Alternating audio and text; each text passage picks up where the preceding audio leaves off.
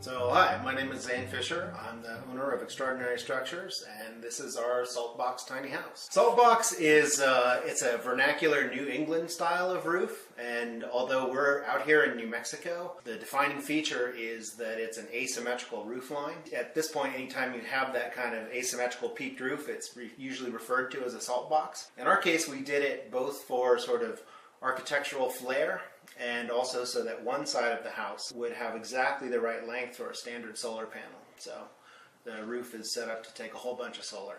So this is our kitchen. What we do is we like to do a single core sort of plumbing infrastructure wall so that your bathroom and kitchen are back to back. You're minimizing the amount of plumbing, and we're also using that to bias the weight inside the trailer for the best hauling characteristics. But we wanted kind of luxury too. One of the things that bugs me when I visit tiny houses is if they've got a sink that's too small, because I do a lot of cooking personally. So we wanted to have a nice big sink.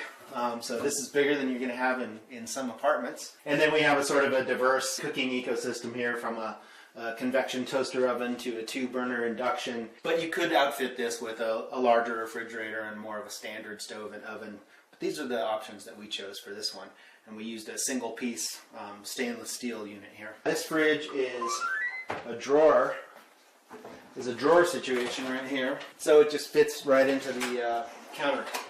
It's small, but it's very efficient. Lots of drawers, lots of storage.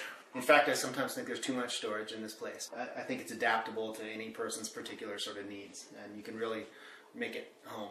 So the bathroom is, it's bound to be small, right? It's in a tiny house like this, but we wanted a different characteristic. We have sort of a Scandinavian wood cabin style interior going on, and we wanted to sort of, create a whole different environment. So we've got this bright white acrylic in here, which gives you a sort of a modern flair, but that's tempered with the same mesquite floors, and then this deep cedar Japanese ofuro style soaking tub. My partner Catherine built this as a little piece of luxury in a small room. So a bit of luxury and some brightness helps to make a small bathroom a lot more livable. This is a composting unit here, Swedish style. Yeah, this unit doesn't currently have holding tanks on it right now. So what you would do is either tie it into a septic, or depending on your location, use a gray water system or add a tank. If, for example, like this unit will end up spending its life probably in New Mexico. You can do gray water, but your kitchen water is considered black water. So what we have pre-installed on the kitchen sink is a valve.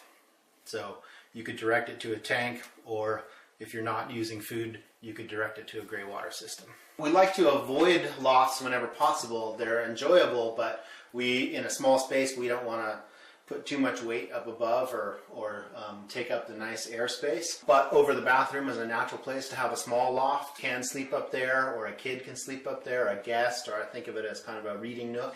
And we just have a ladder permanently mounted on the wall for a quick climb up there. And it turns out it's a nice space. A little reading light and a little outlet up there makes it pretty livable. The primary bed, we're using a horizontal Murphy or a wall bed system. So it just comes down right here. So what we do is we move this little fold-up rocker out of the way, and our furniture actually rolls, so we can move it to the side. All right. Just bring it out here.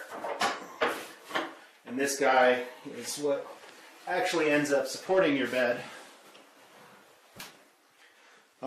so that they're not in your way when you get out of bed in the middle of the night. You don't end up kicking the furniture here. You've got a little reading light, outlets at bed height, and you're right next to the window. So for me, this is more enjoyable than a loft. What we do here at Extraordinary Structures is a panelized construction system. We do a computer model of anything that we're going to build.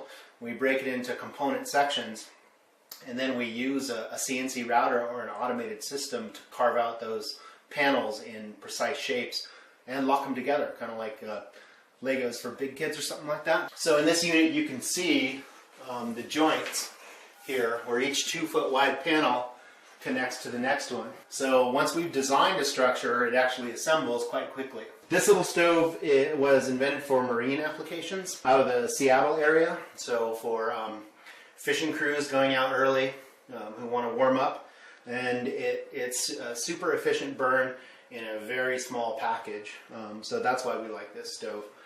It's really in here as kind of showing off that there's room for luxury even in a small space. Primary heating and cooling in this unit is done with a mini split, so you don't actually need heat, but it's pretty nice, especially in the winter.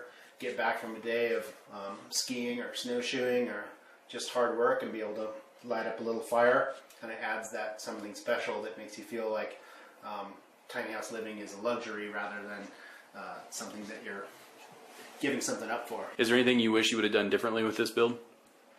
There are some small things, just in the ways we've configured some of the drawers. So I think we've changed some ideas about that.